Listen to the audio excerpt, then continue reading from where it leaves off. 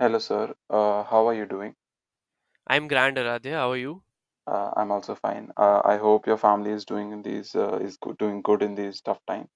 Yes, definitely. And you also please take care of everyone as it is very important to stay safe and stay home during this time. Yeah, thank you, sir. So, as I have told you, I want to take an interview of you on the topic whether academic spaces should be bastions of free speech and progressive thought. So, I have prepared some questions and I would like to ask them. Sure, go ahead. So, what, according to you, is the meaning of free speech? So, according to me, free speech is a very simple term which explains itself. Free speech basically means everyone has the right to say whatever is coming to their mind, and they can do it in any platform without being scared about being judged. They can just say whatever they want, and basically if you're just being honest, you are just telling whatever the truth is and whatever your thoughts are. And if you can vocalize your thoughts, you're actually being honest about your thoughts, so you can basically communicate better with the other person. So according to me, free speech is just about being honest with yourself and with the other person that is in front of you. You were a student at one point in your life. So, if I were to ask you, what are the changes that you notice in the education sector, in schools and in colleges, from your time as a student to the present day?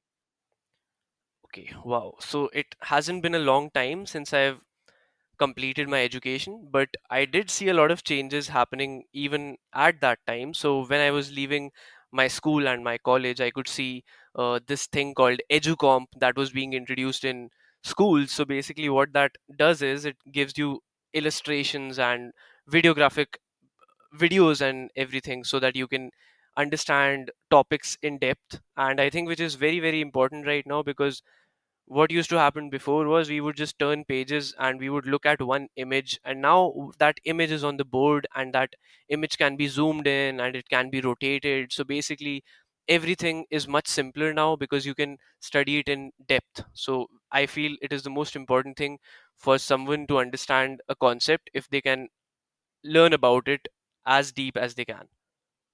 Do you think children need to be introduced to the concept of free speech from a young age? So this I feel is a very, very important question, because everyone has the right to speak, they have the right to express their feelings, and it is something which has been known for a long time. So yes, of course children should be introduced to the concept of free speech from a very, very young age. And what are your thoughts on free speech being a tool for progress and development? I mean, if yes, then how do you think it is so? Free speech is definitely the most important tool to communicate, because if you want to get conclusions, you have to talk about whatever you are thinking to the person who's in front of you, and if that person is also doing the same thing, you're going to reach a conclusion. But then again, it is a very, very complicated thing, and it doesn't just happen like that. So you have to be very, very polite, and you have to just ensure that the other person is not taking it in a wrong way, and that person also needs to be so understanding that they don't take it in the wrong way. So yes, free speech is definitely going to result in a lot of progress in the future, but then people have to be more understanding. India has been ranking lower and lower on worldwide indexes like press freedom and democracy. Do you think our education system and the way it shapes young minds has any influence on these statistics? I definitely agree that young minds will definitely always play a role in these statistics, because they are the ones who are going to lead our country in the future. So if we give them the proper education they need and they deserve, they are definitely going to utilize it in the future and ensure that everything is going smoothly and safely and just in the right manner, because that is what education is all about, giving the children the right information at any given point of time. Children come from varying social and economical backgrounds. Would that influence their concept of free speech and opinions in general? If so, do you think that might give rise to conflict in a communal environment?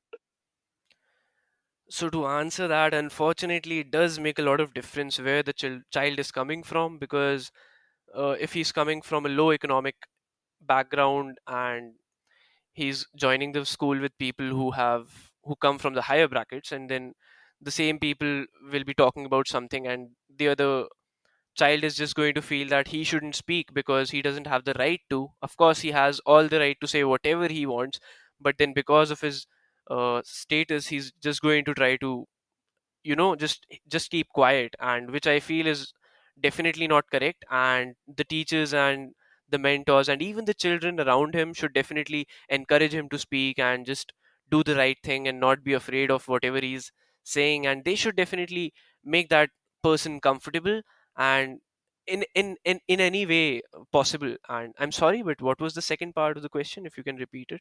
Uh, okay, so the second part was, if so, like if you believe in it, then do you think that might give rise to conflict in a communal environment? Oh, wow. So, unfortunately, yes, it will definitely give rise to conflict in a communal environment because religion is something, if I can talk about religion, it is something which is a very, very personal belief of everyone. Just as I mentioned in the above question, do you think these conflicts are a form of healthy disagreement, or can they take a turn towards a toxic environment as well? So, these conflicts can definitely be treated as healthy and they can definitely go the wrong way as well, which shouldn't happen ever because that's why we have teachers and mentors in schools and colleges and mothers and fathers in at homes and even our siblings or whoever there is. We need someone who can always correct us if we are doing something wrong, and we should be taught to not take it in the wrong way because not everyone can always be right, and if someone is wrong, they just need to understand that yes, I can be wrong, and if someone is trying to tell me something, maybe it's because they care about me or whatever the reason might be. And how would you discourage such extremities or such conflicts without throwing the children off the path of free speech? So basically, the most important thing, as I've been repeating myself, the most important thing is to be polite about whatever you are saying. And if a child is being a bit rude about his opinion, then the teacher or the family member, whoever is there in front of him, whoever is there uh, and listening to whatever he has to say, they just need to correct him and tell him that you can just frame that question in a different way. You have a different perspective, the other person has a different perspective, both of you need to just talk about your perspectives, and then we can finally come up to a conclusion as to why yours might be right or why his might be right, or vice versa. So basically, if we are just portraying everything in a very very polite manner without being rude about it, and we are being understanding about everything, I think that will definitely solve the problem of heated arguments. Okay. If you take into consideration Disha Ravi's case, do you think she was exercising her right of free speech? And what is your outlook on the response she faced? So from the information that I have, Disha Ravi was taken into custody for a few days, and she was not jailed, so I think it's not very wrong for the police to do that. They just got her in for questioning because she was in contact with someone from the outside political whatever you want to call it. So yes, she was involved with some people who were not from this country and from a different country, and again they had some political influence in their country, and it could have been a possibility that they wanted to do the same in our country. So for that, she was brought in for questioning, and I think that questioning was justified because people were just looking for answers. They didn't torture her or just do anything bad to her. They just got her in, asked her a few questions, and yes, it did take 5 days. But then 5 days or whatever, how many days, how much ever days it took, it did take some time. But then again, these investigations do take some time for more information to get clarified, and I think it is completely justified that she was taken into custody. And yes, she was trying definitely trying to practice her free speech, which is her right. But then again, free speech doesn't mean that you are always right or you're always wrong or you're always going to get a conclusion of it. It just means that you've expressed whatever you feel, and such was the case with the Sharavi. So, sir, do you think incidents like Disha Ravi, Kunal Kamra, and Munawar Faruqui will dissuade children from exercising their right of free speech from a young age? So I feel personally that these experiences are definitely going to stop people from practicing their right to say whatever is coming to their minds, basically what free speech is. But then again, these cases were not all similar and they had their own differences. And in some of the cases, the people who practiced free speech did not really do it what I feel is the right way to do it. So, yes, again, if you want to practice free speech, you just have to remember to be polite, because if you're not polite, then you're not uh, making a point. You're just making the other person angry, which is the unfortunate reality. You just have to be polite about whatever you are saying, and if you can do that, then I don't think there's anything that can stop you to practice your right of free speech. So just go ahead and say whatever you want. Just ensure that you are not being rude about it. Um, from the primary research that I conducted, I interviewed a few school students, and what I got from them was that they consider social media to be the foremost in promoting free speech in today's time. So, like, most children today are avid users of social media from a very young age. Do you think social media promotes free speech in the present world, or do you think otherwise? Okay, so I think this again is a very, very controversial topic, but my opinion on this is very, very straightforward.